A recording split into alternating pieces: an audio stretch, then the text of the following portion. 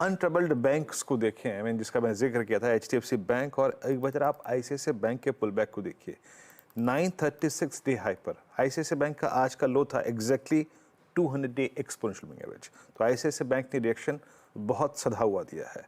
कोई पैनिक की स्थिति अगर आप देखें बड़े बैंकों में नहीं है। एचडीएफसी बैंक में भी यही केस था, आईसीआईसीआई बैंक में भी यही केस है। और एक बार आप स्क्रीन पे लेके आइए इंडसइंड बैंक मेरे कुछ देर पहले शीट में अपीयर भी हुआ था, इट्स 1500 और ये भी बिल्कुल स्टेबल। मतलब लार्ज कैप दिग्गज जो हैं उनमें कोई प्रभाव होना भी नहीं था और इनफैक्ट प्राइस वाइज है भी नहीं। गौरांग, आपकी राय, जिस प्रकार से एक सधी हुई प्रतिक्रिया यहाँ पे इंडसइंड बैंक ने, एक्सिस बैंक ने, आईसीआईसीआई बैंक ने और एचडीएफसी बैंक ने दी है?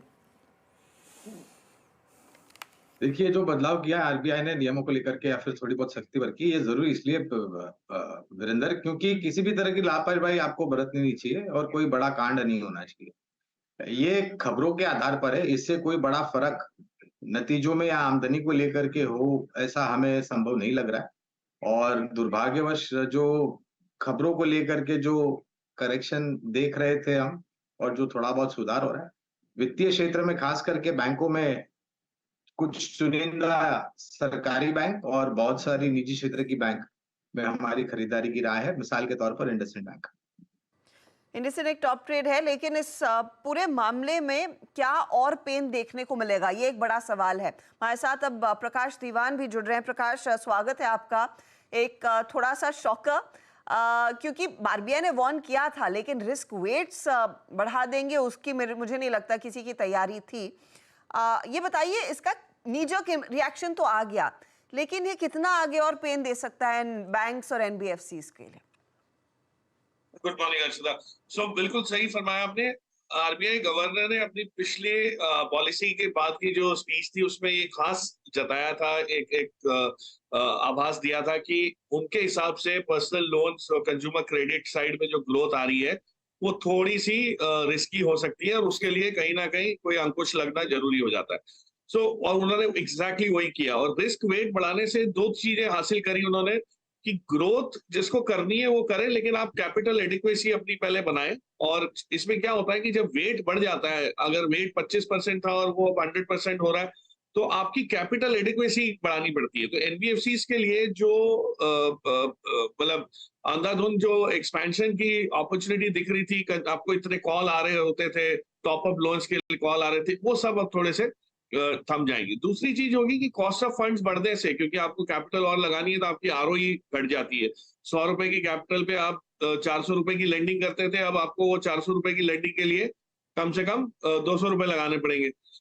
उसकी वजह से जो आरओई में थोड़ी सी कटौती होगी अर्षिता, उससे आपके मार्जिन पे इंपैक्ट पड़ेगा। पर किस क्षेत्र के प्लेयर्स पे पड़ेगा जो इस टाइप की लेंडिंग पे ज्यादा डिपेंडेंट थे ग्रोथ के लिए। उस लिहाज से आपके पास कुछ बैंक्स हैं जिनपे कंज्यूमर क्रेडिट बहुत ज्यादा था, आरबीएल हो गया या to some extent credit card companies हो गई। और क्रेडिट तो इतना बड़ा है हिंदुस्तान में पिछले 2-3 साल में कोविड के बाद कि एसबीआई कार्ड जैसी कंपनीज के लिए बहुत बड़ा इंपैक्ट हो सकता है।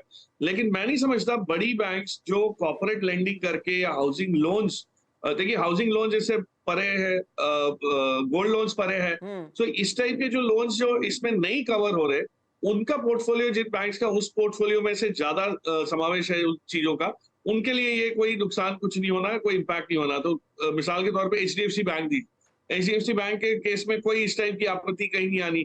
तो ये फाइनली अब आपको ये मौका दे रहा है, इससे नुकसान कोई नहीं है। जो नीजक रिएक्शन जो आपने कहा वो क्या था कि अगर हमारा वजन बढ़ गया है तो डॉक्टर के पास जाएंगे तो डॉक्टर बोलेगा कि कसरत करनी जरूरी है, थोड़ा वजन घटाइए। अब वो वजन घटाने का मौका मिल रहा है तो बैंक उल्टा इसमें से हेल्दी बन के निकलेंगे या एनबीएफसी जो है वो हेल्दी बन जाएंगे। तो मुझे नहीं लगता कोई प्रॉब्लम है। और 6 महीने बाद हो सकता है इंटरेस्ट रेट पे थोड़ी सी नरमी आनी शुरू हो जाए, तो वो क्या होगा कि आपको ये ऑफसेट हो जाएगा। जो ये इसकी वजह से थोड़ा बेल्ट टाइटनिंग जिसको हम कहते हैं कि कमर कसी जा रही है, वो आपको थोड़ी सी वहां पे छूट मिल जाएगी। So I think it's a very balanced approach. मुझे तो बहुत अच्छी अपॉर्चुनिटी लग रही है चुनिंदा बैंक्स के अंदर निवेश करने की। मैं उस पर आऊंगी, लेकिन आपने कहा जहां पर कुछ बैंक्स थोड़े से बैंक्स अब सेहत पर अपना ध्यान देंगे, लेकिन एक पर्टिकुलर एंटिटी जिसकी वैसे भी सेहत बिगड़ी हुई है वो है एसबीआई कार्ड। हमने नंबर्स देखे हैं, दबाव देखने को मिला है, कंपटीशन इंटेंस है, रिवॉल्वर रेट्स की क्या स्थिति है हम सब जानते हैं। उसके लिए तो सबसे बड़ा झटका है। अब इस पेन से वो कैसे उभरेगा? नहीं, उससे इनको थोड़ी सी इनकी जो लेंडिंग जो क्रेडिट ग्रोथ है उसको थोड़ा सा उस पे वो बना बैलेंस करना पड़ेगा। जो नए क्रेडिट कार्ड्स की इश्यूएंस है वहां पे आप काफी रिजेक्शन रेट्स देखेंगे और जो एग्रेसिवली हर जने को जो भी आ रहा है उसको सिर्फ एक एसएमएस के जरिए आप वो कार्ड देने की तैयारी कर देते थे, वो सब नहीं होगा। So what they have to do is stop नए जो क्रेडिट कार्ड के इश्यूएंस है उसको रोका जाएगा और जो पुराने हैं उसमें जो जो बहुत सारी स्कीम्स में आपको ईएमआई बना के उसको वो रोटेट करते थे, वो सारा रिवॉल्विंग क्रेडिट जो कॉन्सेप्ट था उसमें आपको काफी हद तक एक कंट्रोल वो दिखेगा कि उसको बंद किया जाए या बहुत सिलेक्टिव ज्योग्राफीज में किया जाए। तो जहां कलेक्शंस नहीं हो सकती हैं, क्योंकि सबसे बड़ा प्रॉब्लम क्रेडिट कार्ड्स के साथ हर्षदा यही होता है कि आपको कलेक्शन का मैकेनिज्म कोई है नहीं, आप तो सिर्फ क्रेडिट दे रहे हो और ब्याज की उम्मीद में उसको लंबा करते जा रहे हो। सो वहां पे आई थिंक थोड़े से इनके प्रोडक्ट उसमें मिक्स में चेंज आएगा और बैलेंस वहां से ही आएगा, लेकिन इसको कम से कम 6 महीने 12 महीने लग जाते हैं। ये कोई चीज एकदम से इमीडिएटली आपको ही पता नहीं होगी, तो आदतें बदलनी मुश्किल है। तो जो नई नई स्कीम आ रही होती है, हर चीज में आप ले रहे हो उसमें ईएमआई बना के दिया जा रहा था, वो सब आप घटता हुआ दिखेगा। तो नई खराबी ना हो, मतलब नई लेंडिंग ना हो खराब तौर पे, और पुराने जो आउटस्टैंडिंग है वो करीब मेरे ख्याल से 43,000 करोड़ है एसबीआई क्रेडिट कार्ड्स की तो lending. So that's quite a bit, तो उसको थोड़ा सा मॉनिटर करके उसमें से कंट्रोल किया जाए। ओके प्रकाश सर, गुड मॉर्निंग। वीरेंद्र बोल रहा हूँ रेडी स्टूडियो से। अच्छा, लाइकली टू बी इनके एनआईएम्स पे इम्पैक्ट कौन से क्वार्टर से पड़ना शुरू हो जाएगा? और सर एक मान लीजिए मैं पीएमएस, आप पीएमएस चलाते हैं, आप इस घटनाक्रम के बाद, आरबीआई के इस डिसीजन के बाद with in the banking and NBFCs अपने पोर्टफोलियो में कैसा बदलाव करना चाहेंगे मीडियम टर्म पर्सपेक्टिव से? किन किन एनबीएफसीज को अवॉइड करके एचएफसीज की तरफ, सिक्योर लोन वाले बैंक्स की तरफ जाना चाहेंगे आप? Good morning Veeru. बहुत बहुत बढ़िया क्वेश्चन है कि भाई आपके पोर्टफोलियो का कॉन्स्टिट्यूशन कैसे तब्दील किया जाए इस in light of this shocker.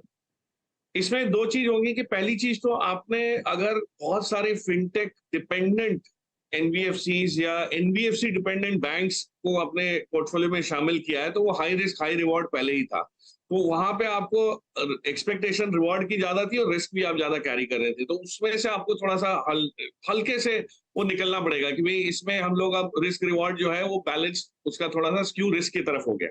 लेकिन अगर आपके पोर्टफोलियो में हाउसिंग फाइनेंस कंपनीज नहीं है या वेटेज उसका नहीं है और आपको एनबीएफसी क्षेत्र में एक्सपोजर फिर भी कायम रखना है, क्योंकि हमारे मार्केट की निफ्टी के 40% जो वेटेज है वो तो एनबीएफसी से आती है, तो आपको एचएफसीज को इंक्लूड करना पड़ेगा। और एचएफसीज में आप ये देखिए, वाइल इंडिविजुअल बोरोवर रहता है लेकिन वो स्ट्रक्चर उसका ऐसा है लॉन्ग टर्म बेसिस पे और वहाँ एसेट लायबिलिटी मिसमैच जहाँ नहीं है, वैसे ही आपको बहुत उम्दा कंपनीज मिलेंगी। पिछले दिवाली में आशीष के साथ मैं जब शो कर रहा था, अनुज और आशीष ने, दिवाली पिक में एक हमने चुना था, चयन किया था पीएनबी हाउसिंग फाइनेंस का भी, और पीएनबी हाउसिंग फाइनेंस पिछली दिवाली से इस दिवाली तक अगर आप देखें तो परफॉर्मेंस आया, लेकिन उसका कहीं बोलबाला नहीं है। रीजन है कि उसमें रीस्ट्रक्चरिंग जो हो रही थी नए कंपनी ओनरशिप आने के बाद, उसका आपको असर दिखाया कि 390 से आज 790, लेकिन आगे चल के ये यहाँ से भी इतना अच्छा ग्रो हो सकता है क्योंकि इसके पास cost of credit, cost of capital भी इसमें इंपैक्ट नहीं होगी और आपके पास मार्केट खुला हुआ पड़ा है।